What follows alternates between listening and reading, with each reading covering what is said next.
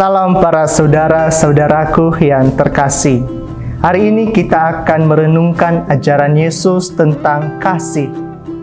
Kasih merupakan amanat Yesus kepada para muridnya sebelum ia meninggalkan mereka.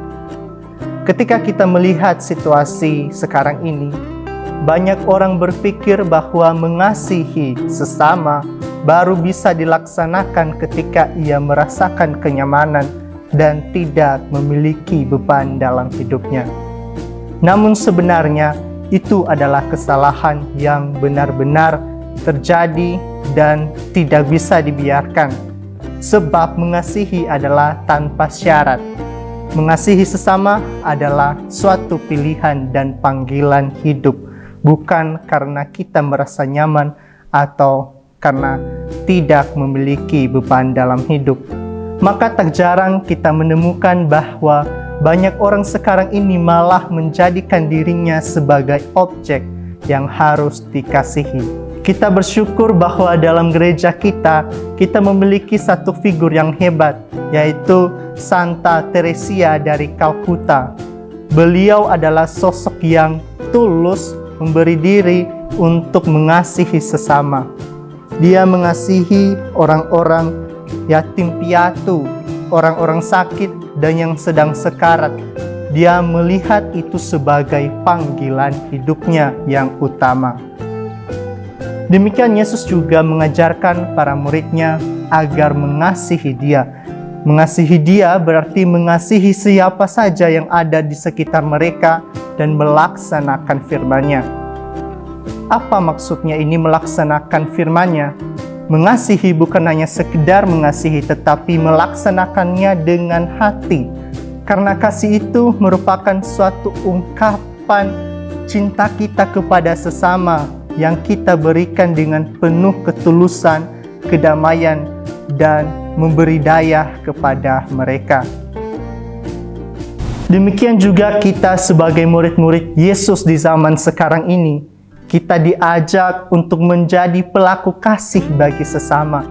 Bukan karena kita hebat, bukan karena kita memiliki segalanya, tetapi ini adalah panggilan kita.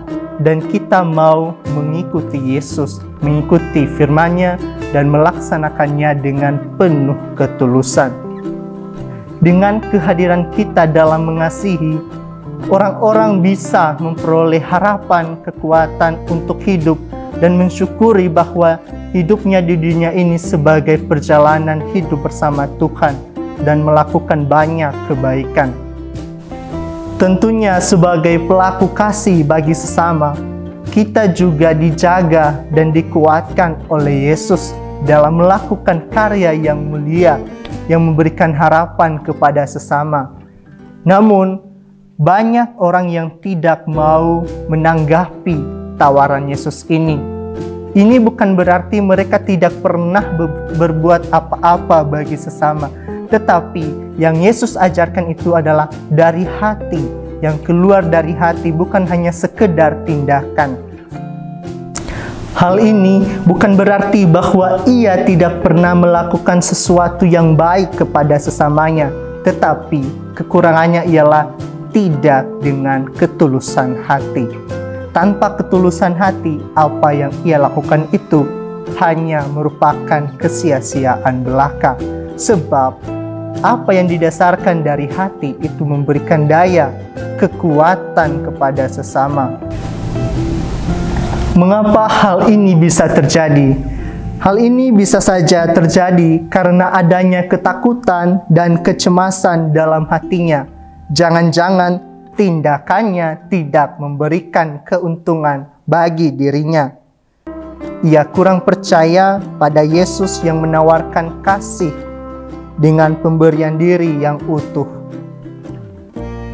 Demikian hidupnya berakhir dengan kesia-siaan tanpa peziarahan yang penuh makna. Maka para saudaraku, melakukan kasih bukan hanya sekedar kita melakukan suatu tindakan kepada sesama, tetapi bagaimana kita menyalurkan tindakan kita itu dengan hati. Kita melakukannya dengan pembatinan, karena itu merupakan suatu cara kita memberikan penyembuhan, menggerakkan, memberi daya kepada sesama kita. Dan dengan demikian, kita juga menjadikan peziarahan hidup kita di dunia ini sebagai sumber keselamatan dan sukacita bagi sesama kita dan demi kemuliaan Tuhan.